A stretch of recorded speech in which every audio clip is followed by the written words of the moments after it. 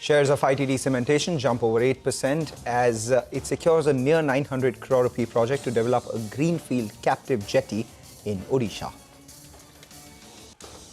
Protein e-Govern wins a 100 crore rupee contract from Bima Sugam to build unified digital insurance platform. The stock is up close to around 4%. Jana Small Finance Bank rises over 2% as it applies for a universal banking license from the RBI. The management tells CNBC-TV18 that a universal banking license will improve the velocity of deposit growth. And Grasim Industries is up close to 4% after Morgan Stanley upgrades the stock to an overweight. They've raised the target price to 3,500 rupees on better than expected performance from the paints business since it was launched, and also they see it as a proxy play on Ultratech's compounding earnings that are expected in the next few years.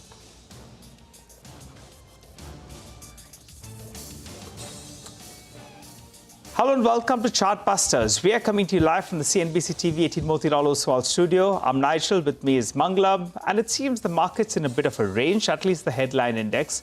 But the real action is in the broader market. Stocks flying around out there, and the breadth of the market as well is firmly in favor of the stocks advancing. Two stocks advancing for one stock that's declining. Portfolios, Mangalam, feeling good yet again. Portfolio is feeling a lot better, and I like the transition that is taking place for the Nifty. The Nifty is up by almost 31 points, and this despite the Nifty Bank, which was an outperformer over the last two trading sessions post the RBI policy, has taken a bit of a pause for breath. What is leading this transition is the IT pack. So if you look at the IT index and the Nifty Bank, you would see that in a relay race, when the race has to be completed, the baton is shifted from one player to the other one. It looks like the IT sector said, okay, after a bit of underperformance in the past, it's time for me to run, and the Nifty Bank can perhaps pause for breath. The autos are also coming back. We have Tata Motors, which is doing fairly well, and then in the broader markets, like you pointed out, two stocks advancing for every stock which is which is lower today. We have Aarti Industries, which has moved higher. PB Fintech doing a lot better. Page Industries too suddenly picked up pace, currently at the high point. Interestingly, Berger Paints. There was a negative note that has come in on the paint sector by Morgan Stanley this morning. They believe the derating will continue, and there was a mild dip that seems to have been bought into. Berger Paints now mildly in the green. But let's get Jay Thakkar from ICICI Securities for a quick technical check on the market. Jay, 30 points higher on the Nifty. The IT stocks doing a lot better. Consolidation continues with the broader markets outperforming. How do you read this as a setup? Hi, good morning to you, Mangalam and Nigel. Well, see, overall setup looks absolutely positive. Mangalam, the breakout which we were actually looking out for last week post monetary policy has come, and we are seeing now Nifty sustaining well above the levels of 25,000. In fact, the previous highs were somewhere around 25,100, but then 25,000 is a level wherein we had good amount of call writing, and once those levels got taken off, we have seen this uptrend continuing in Nifty, although the momentum has slowed a bit. But then overall, Nifty has managed to close above the levels of 25,000, 25,100 for a couple of days now. So I think that now the base seems to have shifted from 24,500 to 25,000 on an immediate basis, and until we don't see a close below these levels, 25,500 looks quite likely, say in this week or probably by next week, weekly expiry. And overall monthly basis, I think that Nifty is heading towards the levels of 25,800, Mangalam. Our yearly con target is already intact. I mean, we are eyeing for the lifetime high. Our yearly con target is 27,500. That is what we are looking out for, and with this kind of clear confidence which has been delivered or conveyed by the RBI governor, clearly indicates that the probability of growth is quite high. And Bank Nifty has provided a breakout beyond the levels of 56,000, wherein we are seeing a huge call writing, and now that seems to be a crucial support. That seems to a short-term base. Medium-term perspective, we expect Bank Nifty to head towards 58,000, but positionally, I think that it's heading towards 60,000 levels. So on these indices, we are positive. And if we look at the broader markets as well, I mean, as you and Nigel were mentioning, the mid and small cap indices are already outperforming the Nifty. Clearly indicates the overall strength in the market is quite bullish. Okay, all right. Jay, I wanted to hear about your picks for today, and also I wanted your view on two stocks from the pipe segment. One is an outperformer, which is Welspun Corp. The stock is making fresh all-time highs, and the other one that's buzzing today is Jindal Saw. if I look at the chart, Jindal SAW has gone ahead and broken the, it took support at the 20 DMA. Now it's above the 100 DMA as well, but it's been a rank underperformer. Where are both these two stocks headed, Welspun Corp as well as Jindal SAW? Sure. Nigel, as far as Jindal SAW is concerned, I mean, the stock has corrected quite a lot, I would say, from the highs of almost, 400 or so levels until 200. It corrected by 50%. With that, it seems to have completed its, an overall correction in a triple zigzag corrective pattern, technically what we say. And on the lower side now, 220 seems to be a very crucial support for Jindal SAW. I mean, until those levels are held, the momentum indicators, the leading indicators are clearly pointing out that it's heading towards the levels of 280. So in the near term, 280 looks quite likely. 220 is a good support out there, and Wellcorp is already in an uptrend. The overall momentum out there is absolutely bullish. We think the rally would continue on the upside. 950 is a good short-term support, whereas the channel targets, technical channel targets, comes to around 1080. So both of these stocks looks positive, Nigel. And as far as my recommendations are concerned, though. So, first buy recommendation would be on, BHEL. I think, from the public sector enterprise, I think this stock has also seen a good correction in the short term, Nigel. And overall, PSUs now seems to be coming back into the upward momentum.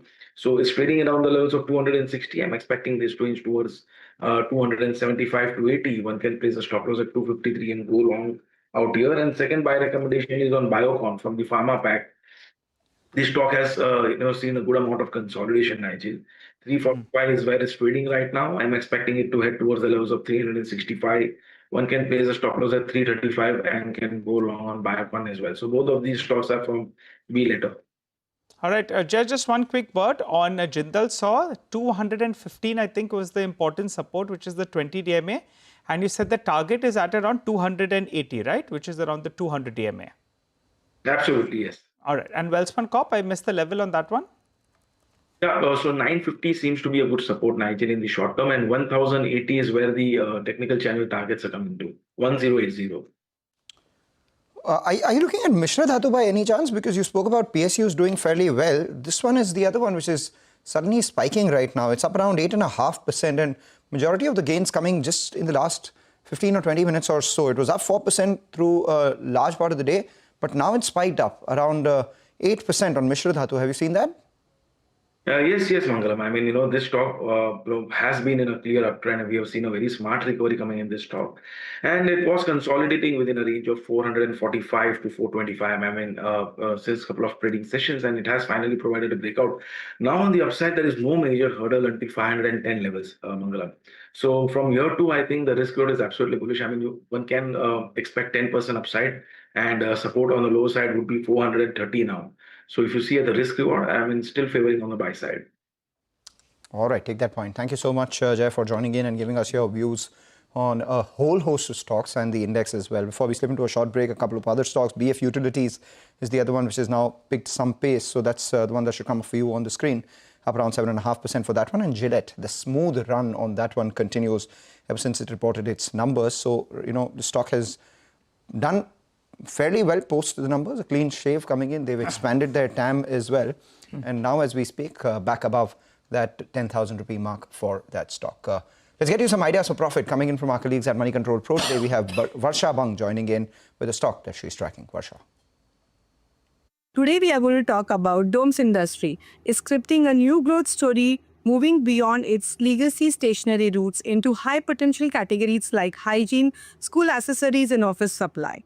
For Q4 FY25, revenue jumped 26% year-on-year, driven by strong performance in office products, paper stationery, and contribution from Unique and Healthcare, while EBITDA margins dipped to 17.3% due to the integration cost and pre-operational expenses. The broader growth trajectory remains intact. The acquisition of Superthread has expanded paper manufacturing capacity in East India, while baby care portfolio under Uniclan is already delivering rupees 15 to 17 crore in monthly revenues. Its diaper and wet pie products are now present in over 35,000 retail outlets, signaling a strong transaction in under-penetrated hygiene category. Further, Domes has entered the school bag segment via Skido and plans to extend into lunch boxes and water bottle, turning the back-to-school segment into multi-product and high-margin category. While Over 250 crores lined up for FY26 capex, and Umagaon plans set to go live by Q4 FY26. Dome says scaling core capacity while creating new growth engines. Management expect 80 to 20% revenue growth in FY26 with PAT margins near 10%, a sign that company is successfully de-risking its core and building for the future. All right, thanks a lot for that. With that, let's move on. And before we, just take a note of what's next, let's pull up CRM Silk Mills. That's another stock which is spiking right now, telling you that the broader market health is in fairly fine fettle right now. The stock has moved to the high point of trade. Wedding-related expenses. At the same time, you see ethnic wear doing well. CRM Silk Mills is the one which is spiking right now, has been an underperformer in the recent past. But as we move forward, let's give you some exciting news. You can unlock a new dimension of business intelligence with CNBC-TV18 Access, which is our premium members-only experience on CNBC-TV18.com. From market-moving insights and thought leadership to exclusive access to marquee events. There are journalist interactions, studio tours, and high-impact learning sessions. This is a truly elevated experience. Members will also enjoy curated lifestyle privileges and perks. The power of insight, the privilege of access, exclusivity, experiences, and influence. It's yours to claim. Become a member. Log on to cnbctv18.com/access/plans.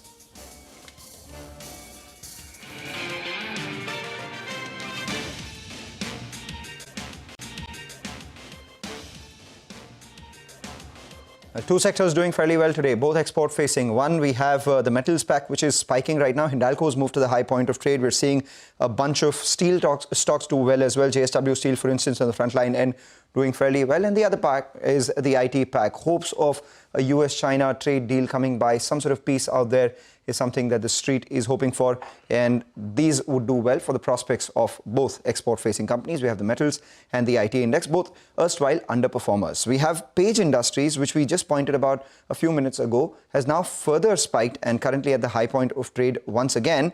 And we're also seeing a big move on a name which we usually don't talk about, BPL. That's the one. Big volumes, and that stock has surged about 13%. Most of the gains coming by while we were in that break. So just not BPCL, BPL, the electronics company, is the one which is a lot higher at this moment right now, up around 13%. There you have it.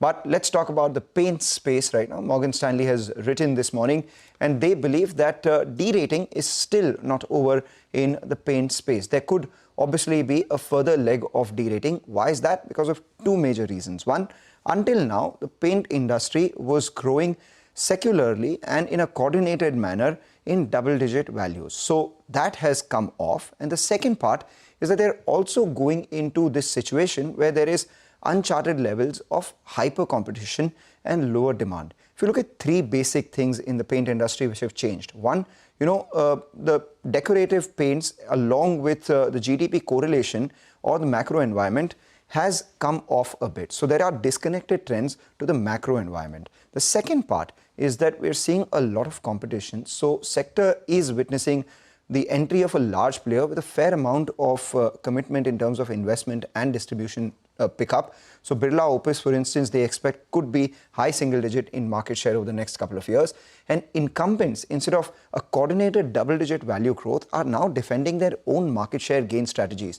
All of that means that even if you have, revenue growth coming by, maybe margin expansion may not be the case. And the elevated valuations at which these companies trade, they believe that there is room for de-rating, and as a result of which they've cut their target price on Asian Paints, Berger, as well as Kansai Nerolac, the highest target price cut on Asian Paints, largely because they believe that that will also be the biggest market share loser over the next few years. Well, and they're very, very positive on Grasim, for a whole host of factors like the paints business, the exposure to cement. They're saying the new businesses will do well. And finally, they're saying the holding company discount could narrow as well. So not too great view coming in for paint companies, but a solid view coming in for Grasim from Morgan Stanley, and that's their top pick.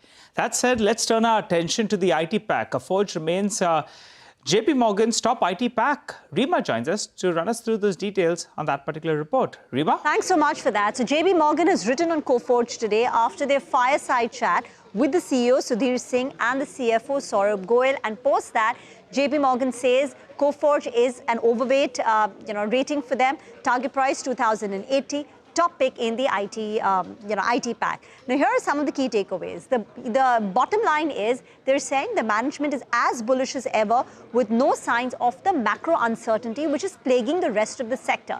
And here are a couple of points. One, the company expects FY26 to be another robust year of growth, even outside the Sabre deal. They expect a strong H1 and H2 to be even stronger than H1, and they're not waiting or they're not dependent on discretionary spending picking up. They're saying that we have the orders in hand, the deal pipeline is strong, so they're very confident about FY26 being robust. That's point number one. Secondly, also on margin expansion, very focused on that. Now, in FY25, margins for Coforge were 12.6% at the EBIT level. They're saying this will expand to 14% in FY26, and this 14% was actually their target for FY27, but the company is confident about achieving it in FY26. And thirdly, it's also about what is differentiating Coforge, and here they're saying it's all about execution. And the second important point is that they're not passively waiting for requests for proposals coming in from clients. It's not that when the client asks them that, oh, we want to do this deal, that Coforge steps in. The company's sales team has now become so proactive that they themselves are scouting for deals, and this is what is differentiating Coforge versus the peers. So all in all, a bullish note coming in on Coforge. Back to you. All right, a bullish note coming in on Coforge. The stock up around 3.5%. We'll take a short break, come back, get you more markets and stock-specific action on the other side. Stay with us.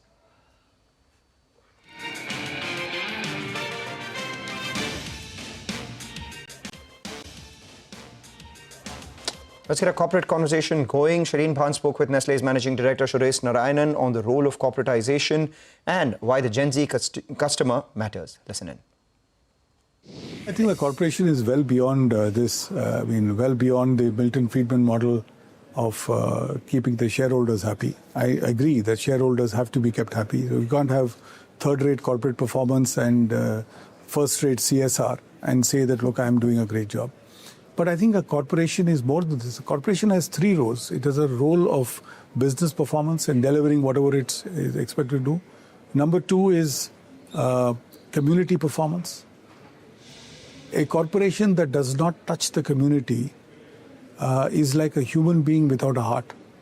You're here to serve society. And the third is to be the harbingers for good practices and for good initiatives in society. And I think that's something. So whether it is cleaning the environment or whether it is ethical governance or any of those things, some of the things now which sound like luxuries actually should be essentials. I mean, why should a company not be soundly governed? Why should its books of account not be clean? Why should people be not putting their hands in the till? Why do we allow that to happen? And I think this is where the confusion between performance and ethical performance. I perform, I give you high dividends, I give you a lot of shares, I give you a lot of returns. I can get away with murder. I don't have to do anything for society. It's fine. My shareholders are happy. Right? I don't set standards on anything because who cares? That's not important. So I think these things are important. These things were important. There was a time when we used to feel remorse and shame when we read about any of these things in the papers. We've talked a lot about what's been happening inside the company and how you've shaped the culture within the company. I want to focus on the customer. What has been the biggest lesson that the customer has taught you? The customer has taught me the most important lesson, never to take him or her for granted. But at the same time, if your brand is strong and if your brand is loved, you will be given a second chance. As was the case with Maggie. As the case with Maggie. Maggie was the most, I was really surprised, Shireen, when the whole Maggie fiasco happened. The number of people who wrote in and who communicated with the company on the love for the brand, on the moments of happiness, of joy, of sheer pleasure with the brand that they have. At the same time, you can't take them for granted, because I think the competitive intensity is very high, and I think this is, I would say, in consumer product terms, this is probably the most exciting market in the world today. This is the most exciting market in the world, and nobody, no grace marks for legacy. You're competing with smaller, nimble, agile, more focused players. And I think that re-energizes the organization itself. The examples that I use in talking to my people is seldom the big names. It's some smaller names saying, look at those guys, look at the way they are doing things. Should we not be like them? Or should we be like the big elephant that walks into the room? If you're saying there are no grace marks for legacy, as you look at the future today, how do you ensure that a legacy company like yours, with a checkered history, operates like a startup, has a startup mentality, has a startup mindset? Yes, I think one thing is for our brands to be constantly on purpose, constantly on point as far as the proposition is concerned. If the sands are shifting, for you to realize that the sands are shifting and to make the change happen, and to have less of an arrogance of continuity, of saying because this worked 20 years ago, or because it's worked in one part of the world, it will work in another part of the world. I think more often than not, organizations suffer from an inertia and also a certain arrogance of continuity, saying it's worked, it will continue to work. Today's Gen Z consumers are irreverent.